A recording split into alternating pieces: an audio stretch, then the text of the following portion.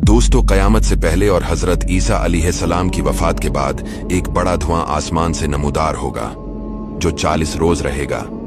इससे मुसलमान जुकाम में मुब्तला हो जाएंगे।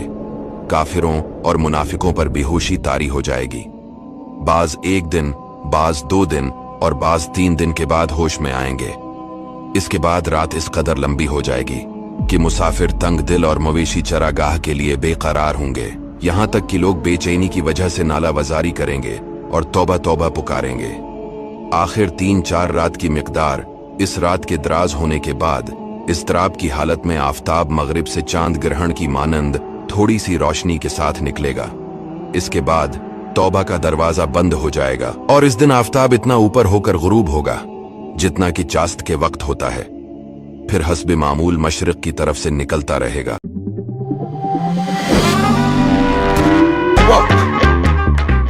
नाइस फोन, मेरे से बेहतर है।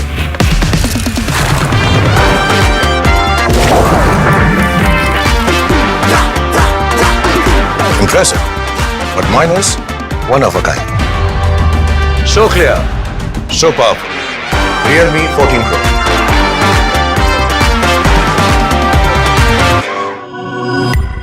दूसरे रोज लोग इसी का जिक्र कर रहे होंगे कि कोहे सफा जलजला से फट जाएगा और इससे एक अजीब शक्ल का जानवर निकलेगा जिसे दाबतलारज कहते हैं।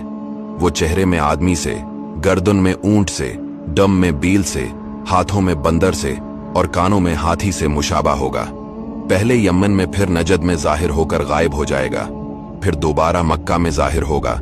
इसके एक हाथ में हजरत मूसा का उस्सा और दूसरे में हजरत सुलेमान अलैहिस्सलाम की अंगूठी होगी। वो ऐसी तेजी से शहरों का दौरा करेगा कि कोई भागने वाला उससे न बच सकेगा। वो अहली ईमान की पेशानी पर असाए मूसा से एक नूरानी खत खींच देगा जिससे तमाम चेहरा नूरानी हो जाएगा और कुफार की नाक या गर्दन पर खातमे सुलेमानी से एक सियाह धब्बा लगाएगा जिससे इनका चेहरा सियाह और बेरोनक हो जाएगा। उसके बाद एक ठंडी हवा चलेगी जिसके सबब से हर साहबी ईमान की बगल में दर्द पैदा होगा। अफजल फाजिल से, फाजिल नाकिस से और नाकिस फासिक से पहले मरने शुरू हो जाएंगे, यहां तक कि कोई अहली ईमान बाकी न रहेगा। फिर कुफारे जश्शा का गलबा होगा और उनकी सल्तनत कायम होगी। वो खाना काबा को ढा देंगे।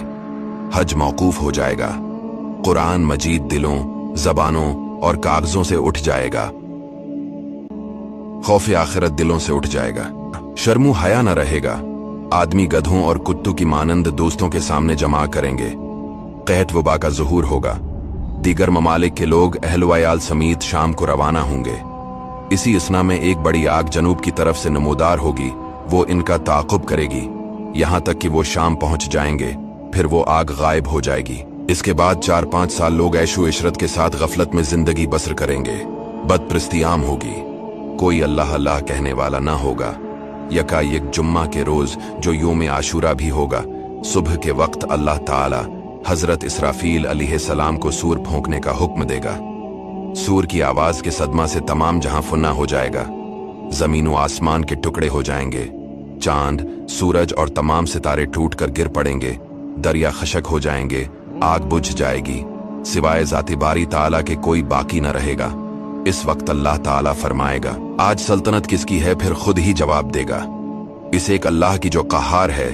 एक मुद्दत के बाद नए आसमान और नई जमीन पैदा होगी। फिर जब अल्लाह ताला चाहेगा दोबारा हजरत इसराफील को जिंदा फरमाएगा और सूर को पैदा करके दोबारा फूंकने का हुक्म देगा। सूर फूंकते ही तमाम अव्वलीन और आखरीन मलाइका, इंसान और जिन जिंदा हो जाएंगे।